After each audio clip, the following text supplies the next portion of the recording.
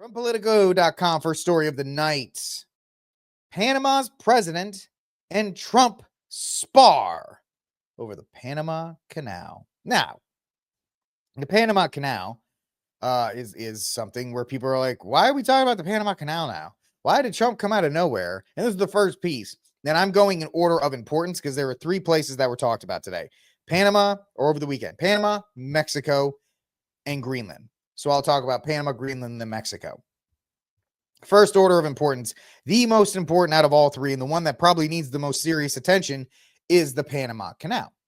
And so in a video posted to social media, moments after President-elect Donald Trump doubled down on his plans to take back the Panama Canal, Panama's president said Sunday that the canal will remain under his country's control, which is interesting because, and we'll get to this right now, the idea behind who owns the canal and what is up with the canal.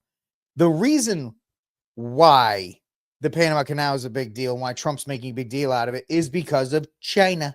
It's because of China. Here it is. Does China own part of the Panama Canal? No.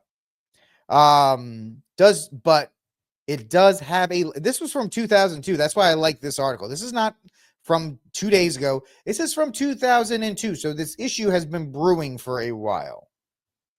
So outlets have been covering China's effort to expand its control over the Panama Canal, even though these United States built the canal at the cost of money and lives. China is trying to muscle its way in there. Who owns the Panama Canal? Well, Panama does. Despite the fact that in 1903, the U.S. entered an ongoing lease agreement with no end date to construct and operate the canal because, John McCain was born in the Panama Canal zone. It was American territory. And then Jimmy Carter, 1978, said, hey, yeah, we'll bye. We don't need it anymore, so let's just get rid of it. The Sean Ryan Show video here on YouTube talked about the Darren Gap and how the Chinese. Yeah, well, if you really want to know what the Chinese have been doing, check out the iron or the it's not the Silk Road. I think it's the Iron Road in Africa. I don't know the name of the official name of it, but the Chinese have been muscling into Africa, building their infrastructure with high interest loans and essentially handcuffing the Africans to them. Why is that a big deal? Africa has a high supply of rare earth minerals. So the Chinese are trying to muscle into that area as well. The Chinese are flooding everything. And so why do people think China owns the Panama Canal? Remember, this is from a 2022 article. Since the lease agreement between Panama and the U.S. ended in 1999, China has won numerous bids to manage specific sections of the canal's ports. These bids are perpetuity. I'm an idiot. That word, and have an end date. China's control over the canal mostly came under former President Donald Trump, who shied away from trade details in Latin America during that time. Chinese President Xi Jinping embarked on a major campaign across the region. In 2017, Panama became one of multiple nations forgoing support of Taiwan in favor of Japan, in favor of China.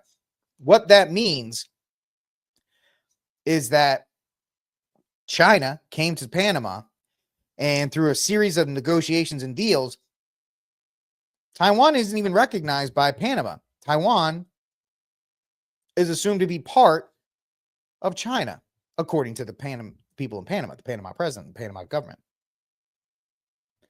Former U.S. ambassador to Panama, John Freely, resigned in 2017 over frustration of whatever. What parts of the Panama Canal does China control? Beijing-based construction companies, 2018, funded a $1.4 billion project spanning the canal. Sometime after that, the Chinese Construction Americas finished the Amador Convention Center located on the Pacific side. This project was funded by Chinese loans. Here's why the control of the Panama Canal is problematic. China is funding many of these projects through expensive loans, which could trouble already indebted Latin America, much like they do in Africa. They come in, they say, you can have all the money you want. You have all this money. You have all money. We work on project, 1.4 billion, no problem. And then these people sign on the dotted line. And then they say, oh, by the way, a 55% interest. And they go, what? And they look at well, you in now, sorry. But don't worry, as long as we have control, we don't have to pay back. Yes, I'm sorry. Completely culturally insensitive. Watch an episode of Chinese television depicting Westerners, and I think you'll say we're fine. Also, China's expansion in the Panama Canal has caused concern for the U.S. It could threaten the long-term standing neutrality of this crucial port system. Those goods transitioning the canal, over 60% originate or end up in U.S. markets, intrinsically trying free and fair canal access. 70% of stuff that moves through the Panama Canal is U.S. 25% is Chinese.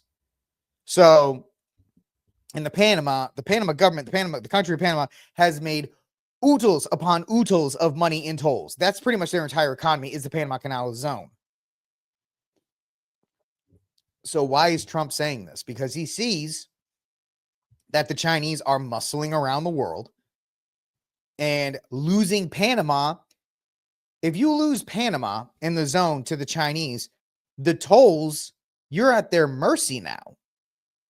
Right now, you can kind of muscle around with the Panama government and be like, hey, man, watch those tolls because we built it. We maintained it. Now, guess what? If the Chinese come in and they gain control of the port, now you're in trouble.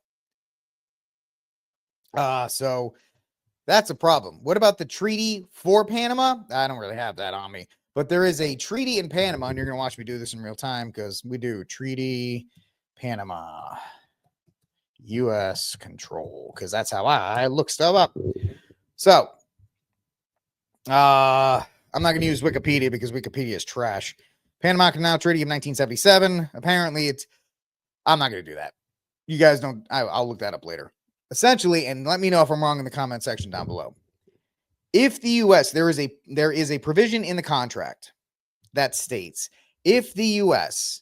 sees that there is a security threat to the Panama Canal, that they can come back in and take it over. That is a summary of it. Should I have looked that up? Probably. One of you will correct me in the comment section, and you will be the lucky winner of a thumbs up. But so the Chinese pretty much working on the Panama Canal system, fixing the Panama Canal system, I would say that is absolutely a security threat. And I would see that the United States would pretty much come back in and muscle their way to take it back over. I think it's actually pretty important, and it is one of the most important things of Trump's second term. If he can reestablish control of the Panama Canal zone. Second area in Trump's global empire is Greenland. Who the hell thought we would want Greenland? It was a huge joke in Trump's first term.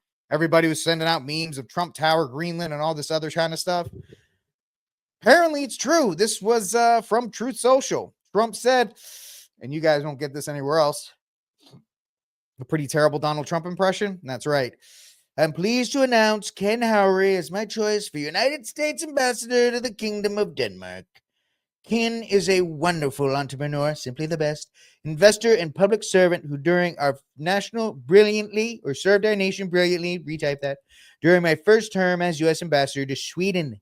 Love the Swedes, love them very much, where he led efforts to increase defense, security, and economic cooperation between our countries.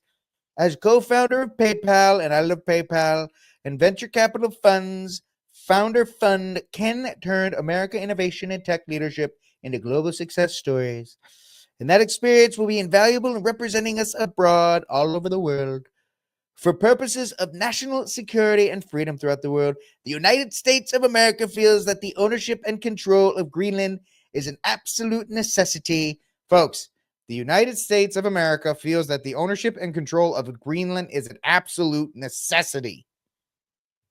Necessity. You don't use words like that unless you are absolutely making it known that you are going after this. Now, people are speculating because that's all we can do, and that's all we do here on the internet. That's all. It's a speculation network. Will Trump leverage NATO to get a pretty cheap deal? Somebody said the price of Greenland is like $30 billion or $30 trillion or whatever the case may be. Didn't look it up because I think it's stupid to even try and throw those numbers out there. but you give them like 20 billion up front and then pay out the rest over time. Sure, whatever. What is the point of Greenland? Greenland gives you more access to the Arctic with the natural resources that are up there. That's one of the last places. The Russians, the Chinese, us, we're all fighting over those resources. Also, apparently, Greenland has a large swath of rare earth minerals, which cell phones, computers, laptops, and Cybertrucks are made out of. I mean, why can't like Elon buy it? Elon bought everything else. I'm sure he can give him like a down payment on that kind of stuff. Or maybe he can promise the people of Norway, because Greenland is owned by Denmark. Sorry. Maybe he can give the people of Denmark like Cybertrucks for life or whatever the case may be in order to get Greenland swayed back his way. It's just very interesting that Panama and now Greenland have been highlighted as far as foreign policy advances or foreign policy priorities under the second Trump administration. What are we doing with all that? But it's the rare earth minerals. It's the access to the Arctic. There's a lot of stuff there. So it's very interesting to see Trump putting it out there. Now, of course, Denmark said, we are not going to give you Greenland. That's sorry. It's not going to happen. If you somehow live in Denmark and you're watching the show, listen, I'm sure you have bad American accents. They're not doing anything. Of course, in the game of haggling, you never give away all of your chips up front. So it doesn't shock me that they said, oh, of course, you can have it. Yeah, of course. Yeah, 20 billion, that's fine. A couple Cybertrucks. Now they're Arab. I'm sorry, my impressions are terrible. But we'll see as that goes forward. So you have Panama set up in one place. Now you have Greenland set up in another place. What is the third of Trump's potential grabs as the president of these United States going into his second term? Well, apparently there is the idea of a soft invasion of Mexico, which despite what a lot of people mean, myself included, saying like, oh, that does not mean we're going to launch a strike from, the fort in El Paso. It's not, it's what my wife is from El Paso. You think I would know the military base there. If you know what it is, let me know in the comment section down below. I know it's Fort something, right? That was a lot of help. But that's where the armored division of tanks is. They're not going to launch a tank attack on Mexico. Fort Bliss, thank you. Right? You'd think I would know that. They're not going to launch a tank attack from Fort Bliss, although that would be awesome to watch, into Mexico. We're talking about the potential purchase of districts in the northern part of Mexico, bringing business in there, investment along the border to try and change the economic outcomes, put a little bit more sphere of influence from the United States in there to maybe curb cartel activity and so forth. So this comes from the Rolling Stone, which is about as useless as this broadcast when it comes to breaking news. Donald Trump and his team are reportedly debating how much to invade Mexico once he takes office. Trump and his transition team staff are discussing a soft invasion of the country. These conversations come after Donald Trump promised to wage war on the drug cartels in Mexico, both during his first term and on the campaign trail. So there you go. You have Panama, which is the most important. I believe it is the most important